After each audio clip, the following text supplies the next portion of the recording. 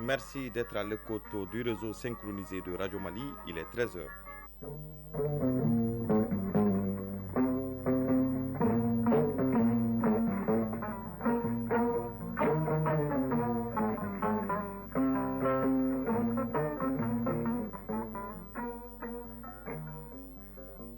Le journal Bemba Sibi. Vendredi 17 janvier 2025, mesdames et messieurs, bonjour et bienvenue dans ce journal. Tout de suite, les titres. À la une de cette édition, l'audience accordée par le président de la transition au ministre en charge du développement de la Confédération du Sahel. La quinzaine de ministres étaient venus prendre les instructions du général d'armée Assimi Goïta pour la mise en œuvre de la feuille de route de la Confédération qui a été validée par les trois chefs d'État. Il sera question d'aviation civile toujours avec les États membres de la Confédération du Sahel qui entendent établir des mécanismes et harmoniser les moyens en la matière pour sécuriser et améliorer la desserte aérienne entre les trois pays de façon à impacter les économies. Nous parlerons également dans ce journal des liens séculaires entre le Mali et le Ghana et la relance de la grande commission mixte de coopération, deux des sujets abordés lors de l'audience accordée par le président du Ghana, John Dramani Mahama, au premier ministre général de division, Abdoulaye Maïga. En sport, il sera essentiellement question de football avec la 6e et dernière journée de la phase de poule des compétitions africaines de clubs et de la 8e journée du championnat national de Ligue 1 professionnelle. Le résumé de l'actualité sportive dans une vingtaine de minutes avec Isaac Tchenou. Voilà pour les titres, le développement dans un instant. Une fois de plus, bonjour et bienvenue dans ce journal. Les ministres en charge du développement au sein de la Confédération des États du Sahel ont donc été reçus par le président de la transition. La quinzaine de ministres étaient venus prendre les instructions du général d'armée Assimi Goïta pour la mise en œuvre de la feuille de route de la Confédération qui a été validée par les trois chefs de l'État. Ces membres du gouvernement sortent satisfaits de cette rencontre avec le président de la Confédération. Le ministre de l'économie et des finances du Burkina Faso est le porte-parole de la délégation. Les propos de Aboubakar Nakanabo sont recueillis par notre reporter Mohamed Kayantao. Cette audience avait pour objectif de recevoir des instructions claires du président sur la mise en œuvre de la feuille de route de l'AES qui a été validée par nos trois chefs d'État. Comme vous le savez, l'AES, c'est trois piliers essentiels avec deux piliers transversaux. Il y a le pilier défense, le pilier diplomatie et le pilier développement. Donc, cette rencontre que nous avons ici depuis 3 jours avec nos experts a pour objectif essentiel de travailler à concrétiser donc les actions qui ont été identifiées sur la feuille de route en ce qui concerne le pilier développement. Donc les travaux se sont déroulés donc avec les experts et les ministres. La rencontre avec le chef de l'État nous a permis d'avoir des instructions claires sur la nécessité d'aller vite, de faire en sorte qu'il y ait des actions concrètes au profit de nos populations. Nos populations qui font face à toutes les difficultés mais qui restent résilientes et engagées auprès de leurs dirigeants, il est important que nous fassions en sorte que l'AES puisse apporter des solutions concrètes à leurs préoccupations. Les instructions que nous avons reçues du chef de l'État nous permettront de faire en sorte que très vite, nos populations puissent sentir que l'AES bouge du côté développement. Nous savons bien que du côté de la défense et de la diplomatie, il y a déjà des actions concrètes. Du côté du développement aussi, vous verrez très vite que l'AES bouge.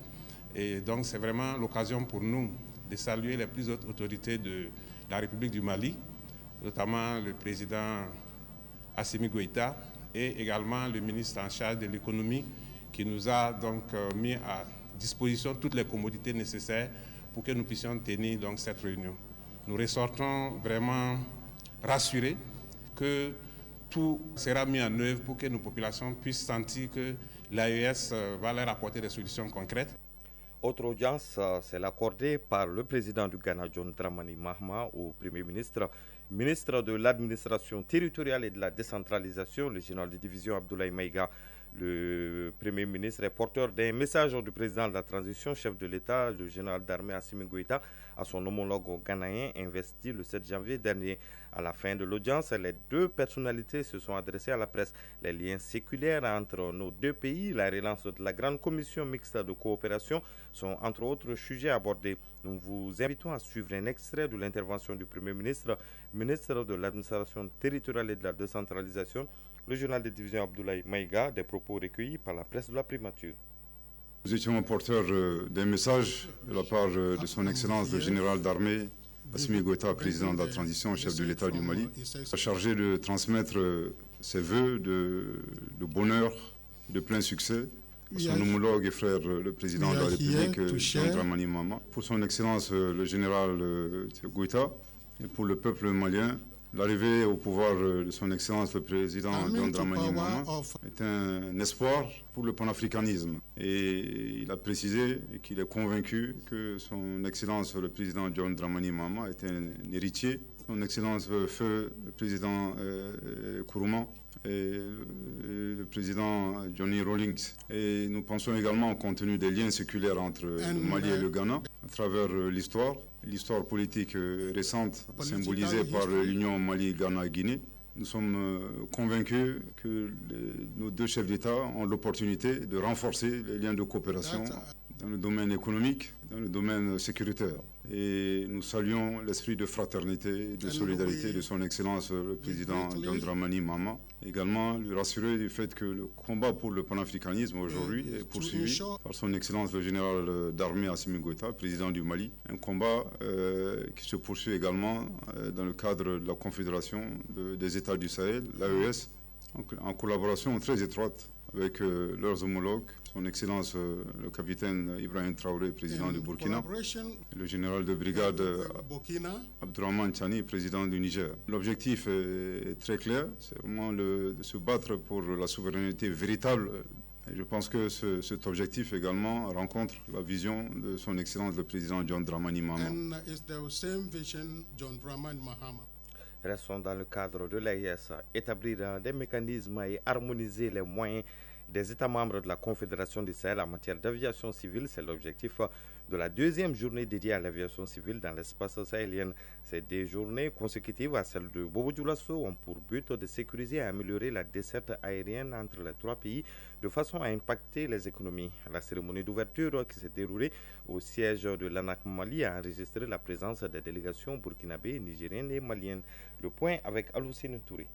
Les échanges entre pays du Sahel occupent une place importante dans le processus d'intégration. C'est pourquoi les transports, et particulièrement les transports aériens, gagneraient à être mieux organisés et mieux structurés pour offrir plus de services aux usagers.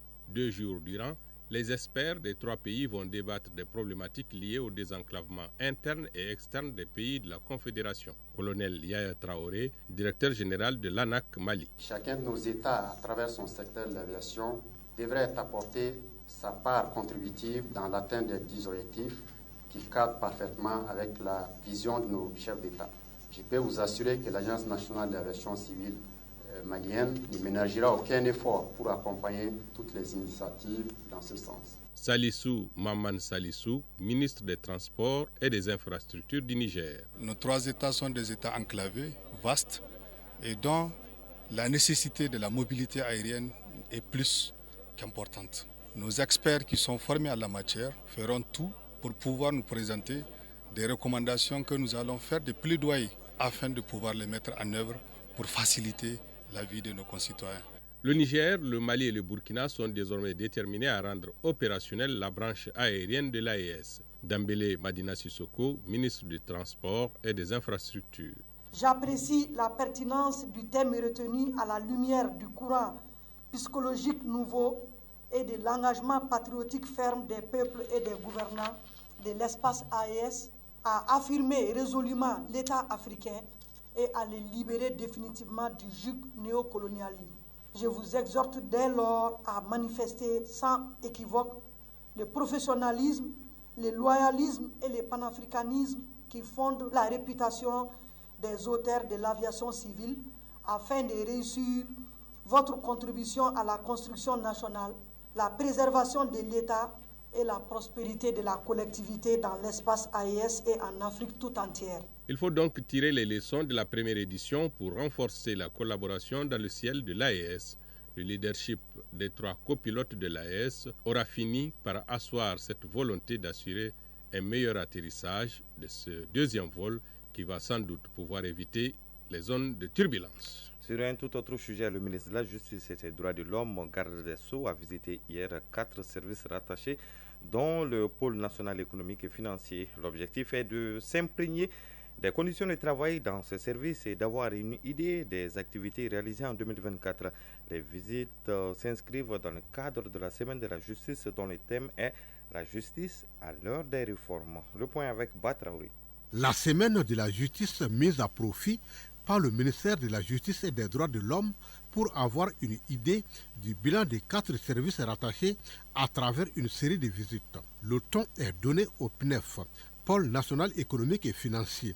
Ici, le secrétaire général du ministère de la Justice et des Droits de l'Homme prend connaissance des activités réalisées en 2024 à travers une communication donnée par le procureur du pôle, Mohamed Ak Aoussa. Pour les cabinets d'instruction, ils ont été saisis de 178 dossiers dans l'année. Sur la même période, ils en ont sorti 126. C'est à titre illustratif. La même chose pour la chambre de jugement. Nous avons enrôlé 60 dossiers dans l'année. Le tribunal en a sorti 69. Ce qui fait les 115%. Donc c'est ça les chiffres sur l'activité judiciaire. Et c'est impressionnant pour ceux qui connaissent le domaine de la justice. Le garde des Sceaux prend la relève et conduit la délégation ministérielle dans 3 autres services pour le même exercice. Il s'agit de l'Agence de recouvrement et de gestion des avoirs saisis ou confisqués ARGAS, la Direction nationale des droits de l'homme et du pôle national de lutte contre la cybercriminalité. Ce que nous sommes en train de faire, Mamoudou Kassogé, ministre de la Justice et des Droits de l'Homme, garde des Sceaux, s'inscrit dans le cadre de la vision et des orientations du président de la transition, chef de l'État,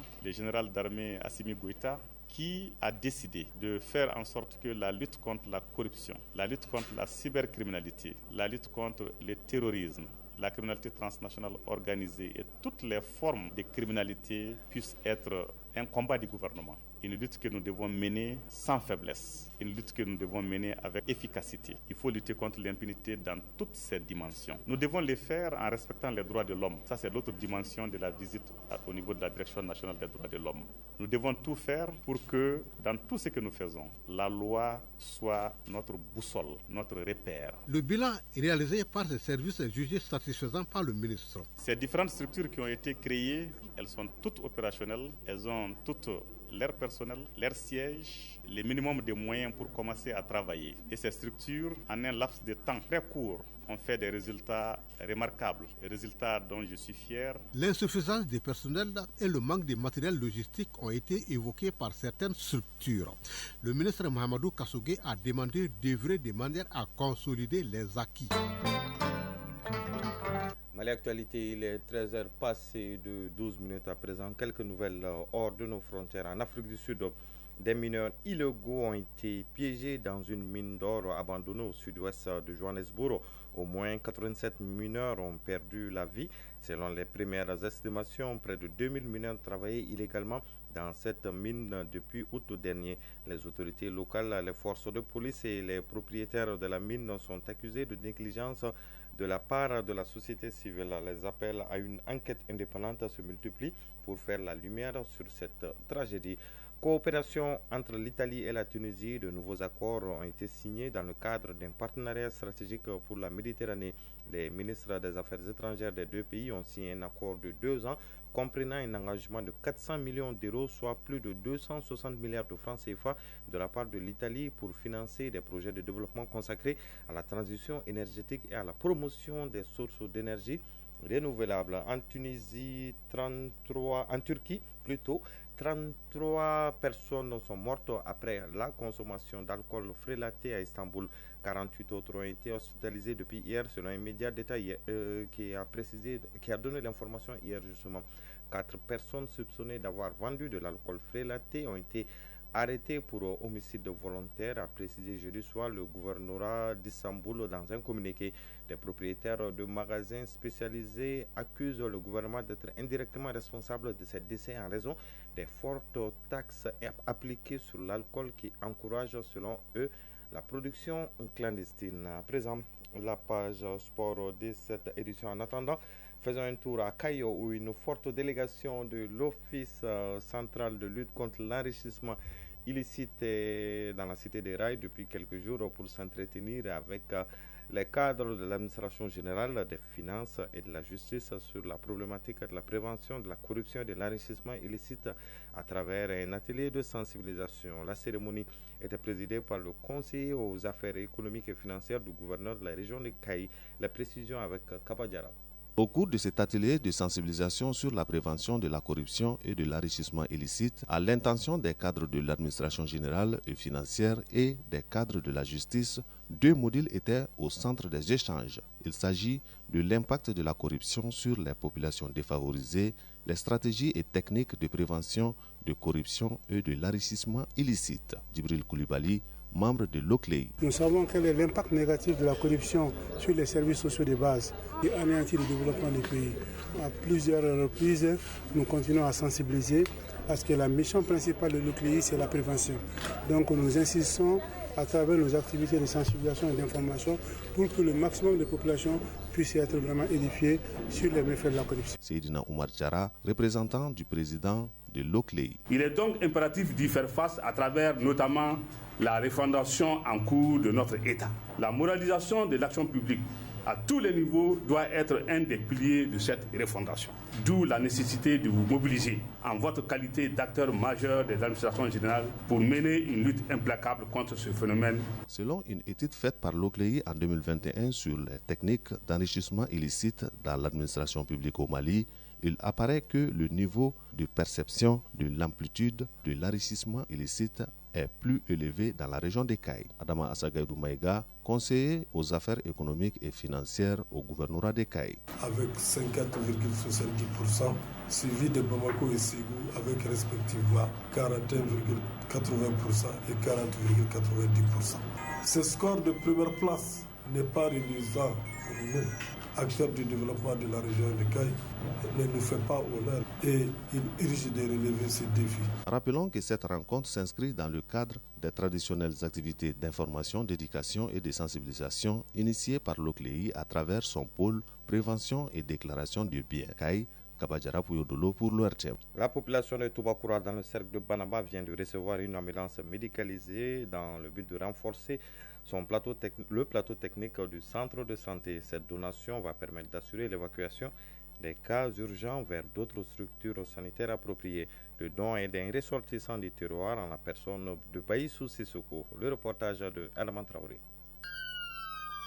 Cette ambulance médicalisée en provenance des États-Unis et qui foule pour la première fois les sols de Toubakoura, une localité située dans le cercle de Banamba, est un don d'un ressortissant du terroir installé au pays de l'oncle Sam. Il s'agit bien de Baïssou Sissoko. Tous ces efforts, c'est dans le cadre d'essayer d'éviter à ceux qui ont la chance d'être avec nous aujourd'hui de subir les mêmes sorts que j'ai subi, que mes parents ont subi. Notre philosophie, on ne peut pas acclamer de réussite sans que tous les autres réussissent à atteindre, sans que la communauté réussisse avec nous. À travers ces gestes, les habitants de la dite localité sont sortis massivement pour témoigner leur reconnaissance aux donateurs. Sekou Sila, maire de la commune rurale de Dougou-Olonfla. Nous allons mettre en place une commission pour qu'elle puisse suivre l'entretien du véhicule. Selon les responsables de l'Assako de Toubakoura, ce moyen roulant vient à point nommé car il contribuera à la référence évacuation des cas urgents vers d'autres centres sanitaires appropriés. Cette action est la deuxième déjà après celle effectuée en 2023 à l'Assako de Kérouané, son village natal. Il entend poursuivre cette action vers d'autres centres.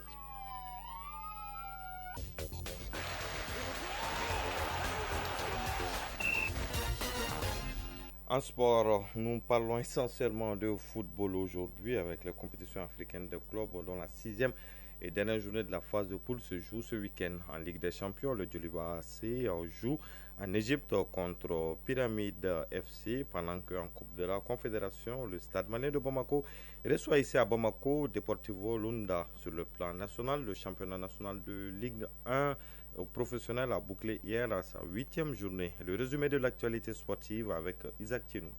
Commençons par le championnat national de Ligue 1 professionnel. La 8e journée a pris fin hier. Hier au stade Maroukolaté, l'US Bougouni a été battu par Étoile du Mandé 3-2. L'AS Bakardjan a perdu devant Afrique Football Elite 2-0. En ouverture, Big FC s'est incliné 2-1 devant l'AS Real de Bamako. Le FC Diarra a perdu 2-0 face à l'USFAS. La score a été dominée par l'AS Police 1-0. Les matchs 11 créateurs Djoliba et US Bougouba Samuel de Bamako sont reportés à une date ultérieure en raison des compétitions africaines des clubs. Sur la scène africaine donc, en Ligue des champions des clubs, la 6e et dernière journée des matchs de poule se jouera demain.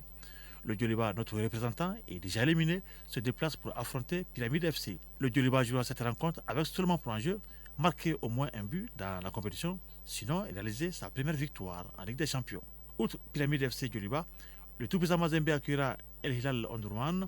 Young Africa de Djigui qui nourrit encore l'espoir de se qualifier, défiera Mouloudia d'Alger.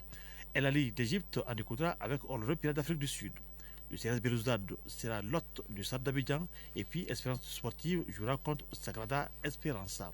Pour ce qui est de la Coupe de la CAF, la 6e journée se jouera dimanche. Le Samané de Bamako recevra Deportivo Lunda Sul ici à Bamako samedi 26 mars, coup d'envoi 19h. Le Samané de Bamako est éliminé de la compétition et jouera cette dernière journée pour la formalité. Un match à suivre sur les antennes de Radio Mali et son réseau synchronisé. Championnat du monde de handball pour terminer chez les hommes, parlons des représentants de l'Afrique. Cet après-midi, l'Égypte affrontera Barem. La Guinée-Conakry en écoutera avec la Hongrie. Hier, l'Italie a battu l'Algérie par 32-23. Le Danemark a eu raison de la Tunisie battue 32-21. Et le Cap-Vert a plié devant l'Islande 34-21. À 13h passées de 20 minutes, prend fin ce journal qui vous a été présenté par Bemba Sibi. La mise en onde a été assurée par Absé Traoré, une réalisation de Awa Traoré, coordination Brahma Traoré. Vous pouvez écouter ou réécouter cette édition sur nos différentes plateformes digitales grâce à Badji Touré qui a assuré la mise en ligne. Merci de l'avoir suivi et bonne écoute radiophonique sur les ondes de la Radio nationale du Mali.